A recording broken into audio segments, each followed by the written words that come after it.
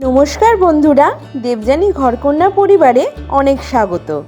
বাঙালিদের 12 মাসে 13 পার্বণ, তার মধ্যে সরস্বতী পুজো একদম আমাদের দোরগোড়ায় কড়া নাড়ছে। তাই আজ শীতের সবজি দিয়ে বানিয়ে ফেললাম ভোগের স্পেশাল খিচুড়ি, যা বাঙালিদের কাছে অমৃত। গরম গরম খিচুড়ির সাথে বেগুন ভাজা, সাথে লাবড়ার তরকারি, আর শেষ পাতে থাকবে চাটনি। কি বন্ধুরা, জিভে জল আসছে তো? তাহলে চলো আর দেরি না করে রেসিপিটা আজকে শিখে নেওয়া যাক। আর প্রতিদিনের মতন আজকের ভিডিওটা যদি ভালো লাগে, লাইক শেয়ার, চ্যানেলটাকে সাবস্ক্রাইব করে অল করতে একদম ভুলো না। তাহলে চলো চটজলদি শুরু করা যাক। নিরামিষ ভোগের খিচুড়ি বানাতে আমাদের যে উপকরণগুলো লাগছে সেগুলি হলো, লাগছে আমাদের শীতের কিছু সবজির মধ্যে নিয়ে নিয়েছি 10 থেকে 12 পিস ফুলকপির টুকরো ছোট ছোট করে কেটে নিয়েছি। সম পরিমাণে আলুও নিয়ে নিয়েছি 10 থেকে 12 পিস। আর লাগছে গোটা একটা টমেটো আর সামান্য পরিমাণে কড়াইশুঁটি। সবগুলোকে ভালো করে ধুয়ে নিয়ে নিয়েছি। আর এর সাথে লাগছে গোবিন্দভোগ চাল 250 গ্রাম, আর লাগছে সোনামুগ ডাল 250 গ্রাম। চাল আর ডালটাকে সম পরিমাণে নিতে হবে। ফোড়নের জন্য লাগছে 1 টিস্পুন গোটা জিরে, 2টো তেজপাতা আর 2টো শুকনো লঙ্কা। এর সাথে লাগছে 1 ইঞ্চ আদার টুকরো আর 2টো কাঁচা লঙ্কা। এরপরে চলে আসি পরের ধাপে। এরপরে আমি চালটাকে অন্য একটা পাত্রে নিয়ে নিয়েছি, নিয়ে খুব ভালো করে ধুয়ে নেব।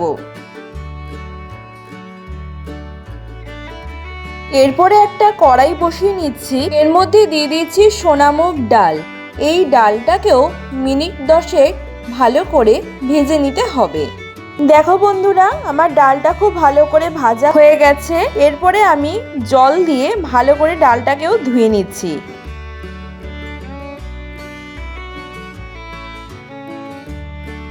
জলটাকেও অন্য একটা পাত্রে ফেলে দিলাম।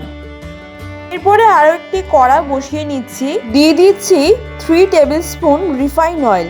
মিডিয়াম ফ্লেমে তেলটাকে গরম করে নেব। তেলটা গরম হয়ে এলে আগে থেকে কেটে রাখা ছোট ছোট ফুলকপির টুকরোগুলোকে ভেজে নিচ্ছি। ফুলকপিটাকেও একটু সময় নিয়ে ভালো করে লাল করে ভেজে নিচ্ছি। দেখো বন্ধুরা, আমার এখানে সম্পূর্ণ ফুলকপিগুলো ভাজা হয়ে গেছে। এরপরে আমি অন্য একটা পাত্রে তুলে নিচ্ছি। এবার ওই একই তেলের মধ্যেই আলুগুলোকেও ভালো করে লাল করে ভেজে নেব। দেখো বন্ধুরা, আমার আলুটাও খুব সুন্দরভাবে ভাজা হয়ে গেছে।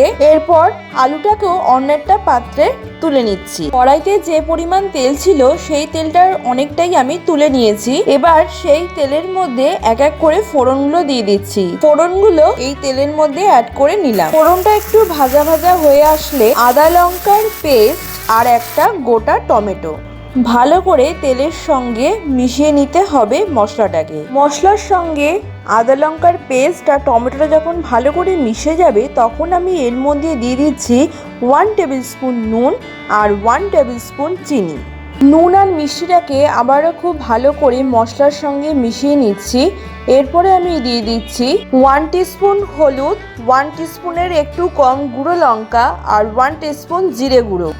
নুন ঝাল মিষ্টি যে যার স্বাদ অনুযায়ী দেবেন। সব মশলাগুলোকে দিয়ে দেওয়ার পর আবারও খুব ভালো করে মিশিয়ে নিচ্ছি। ভালো করে যখন তেল ছাড়তে শুরু করে দেবে, তখন আমি আগে থেকে ধুয়ে রাখা চাল এবং ডালটাকে এর মধ্যে অ্যাড করে নেব।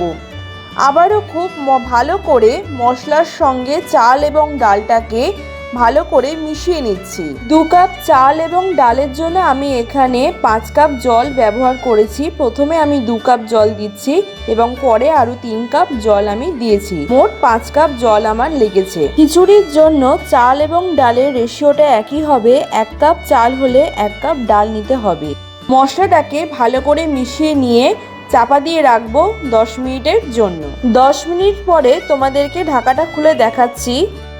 ভোগের খিচুড়িটা আমি একটু পাতলা ধরনের করব বলে আমি এখানে জলের পরিমাণটা একটু বেশিই দিয়েছি। আমার এই খিচুড়িটা অলমোস্ট রেডি হয়ে গেছে।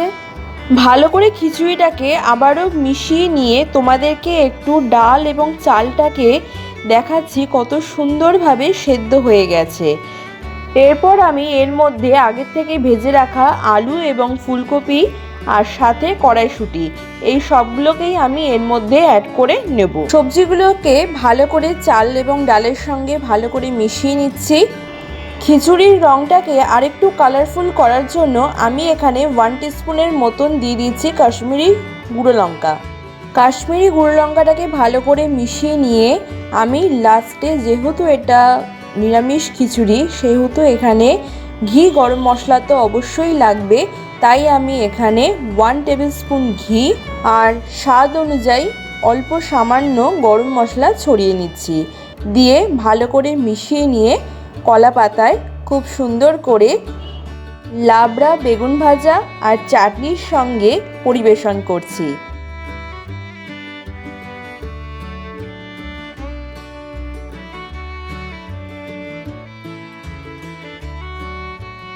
তাহলে বন্ধুরা, আমার রেসিপিটা তোমাদের কেমন লাগলো জানাতে একদমই ভুলো না। আবারও আসছি পরের দিন অন্য কোনো ভিডিওর সাথে।